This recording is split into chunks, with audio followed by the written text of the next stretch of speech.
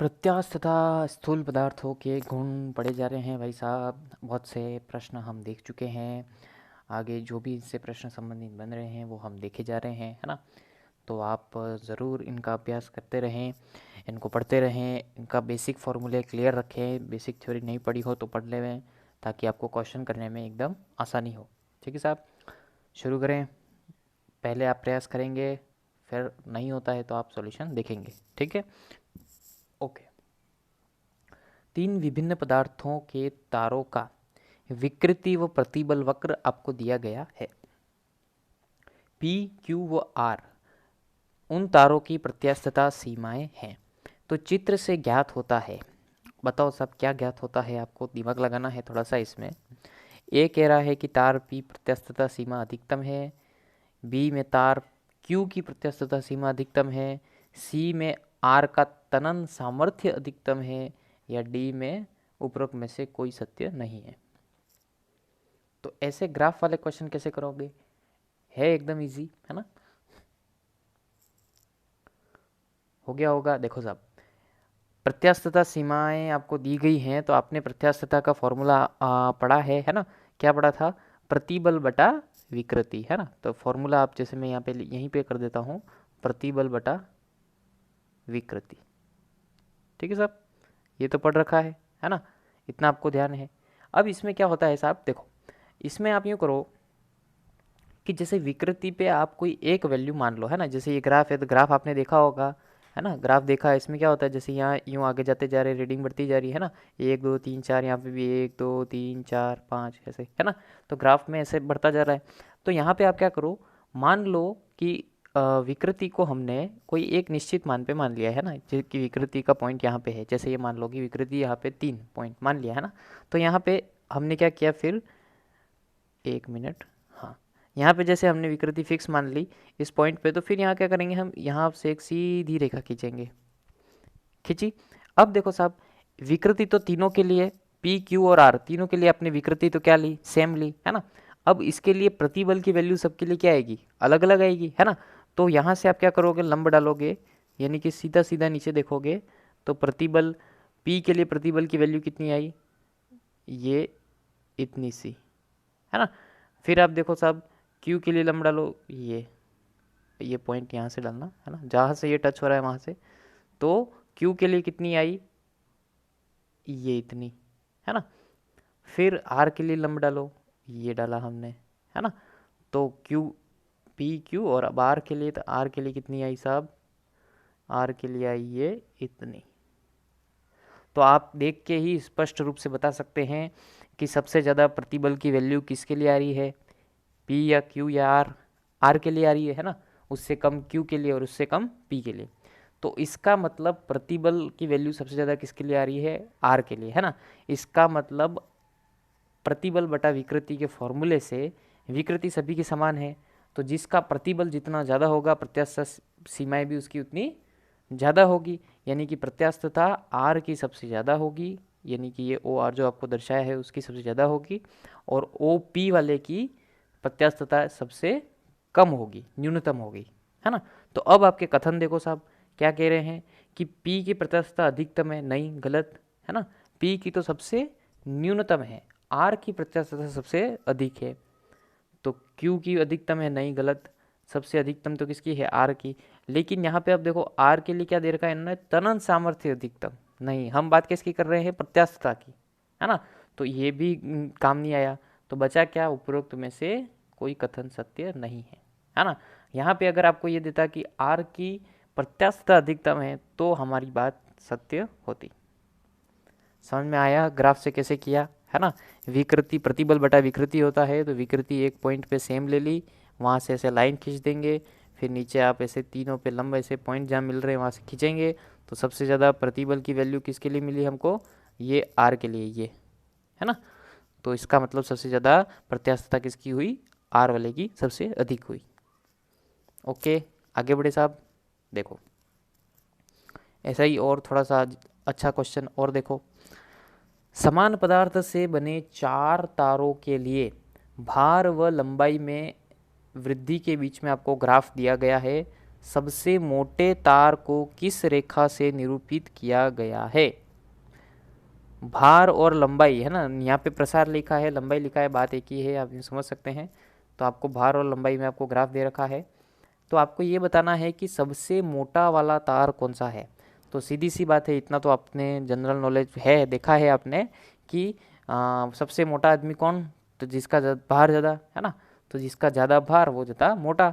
तो सबसे मोटा तार किस रेखा का होगा, इसका मतलब आप निकाल लो कि किसका भार सबसे ज़्यादा है, तो उसका मोटापा भी उतना ज़्यादा होगा ना भाई मेरे। हाँ, तो करो, प्रयास करो, एक बार कोशिश करो।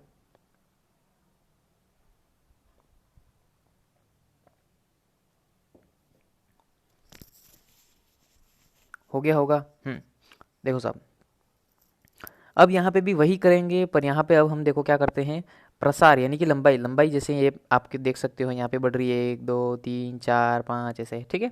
तो हमने मान लिया कोई भी एक जगह पे पॉइंट पे हमने ये फिक्स मान लिया, ये प्रसार एक पॉइंट पे फिक्स मान लिया और ऐसे ऊपर लाइन खींच दी, ठीक है। एक फिक्स कोई पॉइंट पे हमने मान लिया, इसका मतलब सबके लिए लंबाई यानी कि प्रसार तो सबके लिए सेम हो गया, और उसके ऊपर फिर हमने एक सीधी सीधी रेखा खींच दी, है ना। अब वही बात यहाँ पे भी वही करेंगे, सभी के लिए हम क्या करेंगे, ऐसे सीधा सीधा रेखा खींचेंगे आगे सबके लिए, है ना, सामने सबके सामने ऐसे रेखा खींचेंगे, ये क्लियर। अब देखो साहब, सबसे ज़्यादा वैल्यू किसके लिए आ रही है भार की, और सबसे कम किसके लिए आ रही है, देख सकते हैं आप, है ना, कि ये देखो ए ओ ए वाले के लिए तो इतना सही भार आया ये, है ना। ओ बी ये थोड़ा ज़्यादा आया है ना। फिर ओ सी के लिए थोड़ा और ज़्यादा आया है, और ओ डी के लिए सबसे ज़्यादा आया है ना। इसका मतलब ओ डी के लिए भार सबसे ज़्यादा आया है, इसका मतलब सबसे मोटा तार कौन सा होगा, ओ डी वाला, है ना। और सबसे पतला ओ ए वाला, क्योंकि समान लंबाई के लिए सबसे ज़्यादा भार आपको मिला है ओडी के लिए, है ना, इसका मतलब वो सबसे मोटा है, और उसी लंबाई के लिए सबसे कम भार मिला है, इसका मतलब वो पतला है। क्लियर, समझ में आया होगा। आगे बढ़े। नहीं आया हो तो रिवर्स करके वापस देख लो साहब, है ना। एक तार जिसका सिरा छत से तथा अन्य सिरा डब्ल्यू भार से जुड़ा है, इस 1 मीटर लंबे तार में प्रसार डेल एल संलग्न ग्राफ से प्रदर्शित किया गया है। यदि तार का अनुप्रस्थ काट 10⁻⁻6 मीटर स्क्वायर हो तो तार के पदार्थ का यंग मापांक होगा, यानी कि वो यंग प्रत्यास्थता गुणांक, यानी कि आपको y की वैल्यू निकालनी है ना। तो वही जो फॉर्मूला आप लगाते हुए आए हैं, वही फॉर्मूला आपको यहाँ पे लगाना है, एकदम इजी है, करो, है ना। थोड़ा सा आपको कॉन्फिडेंस रखना पड़ेगा, थोड़ा आत्मविश्वास अपने अंदर रखना पड़ेगा, है ना। एकदम मंजी द माउंटेन मैन, है ना। जब तक तोड़ेंगे नहीं तब तक छोड़ेंगे नहीं, हाँ, तो छोड़ना नहीं है जब तक सवाल होगा नहीं, हाँ। तो कैसे नहीं होगा, देखो, बिल्कुल होगा, और आपसे इजीली हो जाएगा। सिंपल फार्मूले लगाना है, लगाओ। देखो, इसके अंदर मैं पहले यहाँ बता देता हूँ, फार्मूला आप सभी को याद होगा, y बराबर F upon A L L, ठीक है साहब। इसके अंदर अब आपको f की वैल्यू चाहिए, a की वैल्यू तो आपको दे रखी है, ये 10⁻⁻6 है ना। अब फिर आपको कैपिटल L चाहिए, वो भी आपको दे रखा है 1 मीटर। फिर आपको स्मॉल l चाहिए, तो यहाँ पे साहब स्मॉल l और f आपको ग्राफ से निकालने, है ना। तो ग्राफ से कैसे निकालोगे, तो ग्राफ आपको यहाँ पे दे रखा है, तो इस ग्राफ से आप देखो कोई भी वैल्यू लो तो ऐसे सेम लेनी है ना। जैसे आप f अगर 20 ले रहे हो, है ना, तो आपको स्मॉल l कितना लेना है, 1 × 10⁻⁴। समझ में आ रहा है। जैसे आप f अगर 40 ले रहे हो, तो आपको स्मॉल l कितना लेना है, 2 × 10⁻⁴, है ना। अगर आप f 60 लो तो आपको स्मॉल l कितना लेना है, 3 × 10⁻⁴। और वैसे ही f अगर आप 80 लो तो आपको स्मॉल l लेना है 4 × 10⁻⁴। यानी कि आप कुछ भी ले लो इनमें से, इन चारों ऑप्शन में से आप जो चाहे वो ले लो, आपका आंसर सेम ही आएगा, है ना। तो हमको सबसे फटाफट अगर आंसर निकालना है तो सबसे छोटी वाली वैल्यू लेंगे, ताकि हमारा कैलकुलेशन एकदम इजी होगा और आंसर फटाफट आ जाएगा, है ना। तो हम सबसे छोटी वाली वैल्यू लेते हैं और आंसर निकालते हैं। तो साहब हमने फॉर्मूला लगाया y बराबर F upon A L L, clear. अब इसमें देखो साहब वैल्यू रखो, y बराबर एफ हमने सपोज सबसे छोटा वाला लिया है ना 20, और एल आपको, कैपिटल एल आपको दे रखा है 1 मीटर, ठीक है साहब, बटे में ए आपको दे रखा है 10⁻⁻⁶, और स्मॉल एल हम लेंगे 20 के सापेक्ष, जो आपके सामने आ रहा है वो कितना आ रहा है 1 × 10⁻⁴, यानी एक तो गुणे में लिखो चाहे नहीं लिखो चलेगा, है ना। तो ये आ गया, बस इसको सॉल्व करना है। तो ये 10⁻⁻⁶ और -4 कितना हो जाएगा, 10 की घात प्लस माइनस का 10, और फिर उसको ले लेंगे ऊपर तो वो हो जाएगा 10 की घात प्लस का 10, है ना। तो 20 × 10⁻10 आपका आंसर, देखो ऑप्शन। हाँ, आपको 20 × 10⁻10 की जगह भाई साहब ने दिया है, इसको आप एक जीरो और इधर दे दो तो 2 × 10⁻11, है ना। तो आपका आंसर हो गया 2 × 10⁻11 न्यूटन प्रति मीटर स्क्वायर। क्लियर है, एकदम इजी है ना। बहुत अच्छे अच्छे एग्जाम में पूछ रखा है, तो आपको थोड़ा कॉन्फिडेंस आ जाना चाहिए कि आप कर सकते हो, है ना। इजीली कर सकते हो, कोई भी एग्ज़ाम निकाल सकते हो, कोई दिक्कत नहीं है, ठीक है। आगे देखो साहब, आरोपित प्रत्यास्थ बल व विस्थापन के मध्य ग्राफ की सहायता से बल नियतांक का मान होगा। निकालो साहब, ये तो एकदम इजी है, आपको याद होना चाहिए। बस इसके लिए एक बात, जब हमने थ्योरी पढ़ी थी, क्या पढ़ी थी कि बल नियतांक के लिए क्या किसका मान निकालते हैं, टेन थीटा की वैल्यू निकालते हैं, है ना। तो यहाँ पे आपको थीटा कितना दे रखा है 30 डिग्री, तो रखो साहब टेन थर्टी की वैल्यू कितनी होती है 0, 1/√3, तो 1/√3, ये आ गया आपका आंसर सीधा सीधा, ठीक है। इसमें 1030 की वैल्यू निकालनी थी, बस आपको याद होना चाहिए 1030 की वैल्यू निकालनी है ना। इसके अंदर आपको वैल्यू तो याद होंगी ना, ट्रिग्नोमेट्री सबने पढ़ रखी है ना। 10 की वैल्यू क्या होती है 0, 1/√3, 1/√3 इन्फिनिटी, है ना। तो ये कैसा होता है, देखो पहले होता है 0 डिग्री, फिर 30 डिग्री, फिर 45 डिग्री, फिर 60 डिग्री, और फिर 90 डिग्री। ओके, ये होता है, अगर नहीं ध्यान हो तो नोट कर लेना। चलो साहब आगे, चित्र में प्रदर्शित प्रतिबल विकृति ग्राफ से यंग प्रत्यास्थता गुणांक का मान होगा। बस यहाँ पे भी वही वही ग्राफ, वही फॉर्मूला लगाना है। करो साहब प्रयास, शुरू करो।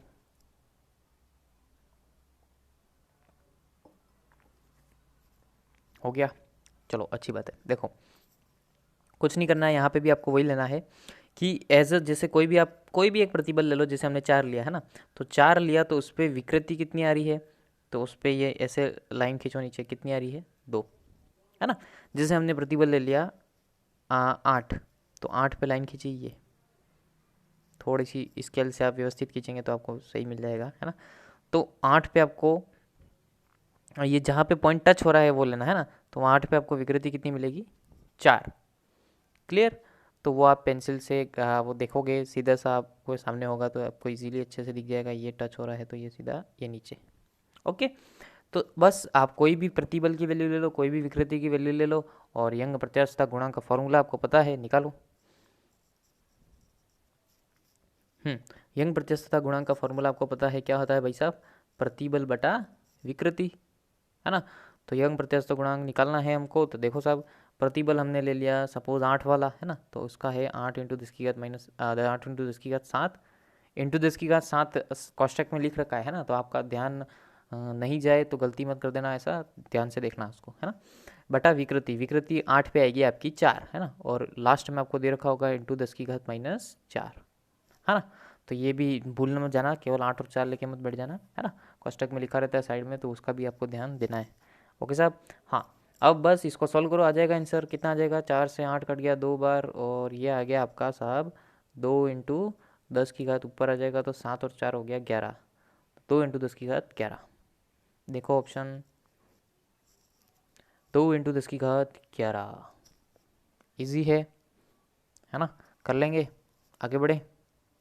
चलो साहब अंतिम प्रश्न, अच्छे से देखो, करो प्रयास फटाफट करने का। एक ही धातु के दो तारों की त्रिज्याओं का अनुपात 2:1 है, इसको एक समान बल लगाकर खींचने पर उनमें उत्पन्न प्रतिबलों का अनुपात क्या होगा। आपको त्रिज्याओं का अनुपात दे रखा है और उनके प्रतिबलों का अनुपात आपको पूछा गया है। करो प्रयास, प्रश्न अच्छा है, इजी है, कर सकते हैं, बिल्कुल कर सकते हैं। हो गया। देखो साहब, प्रतिबल का फॉर्मूला क्या होता है?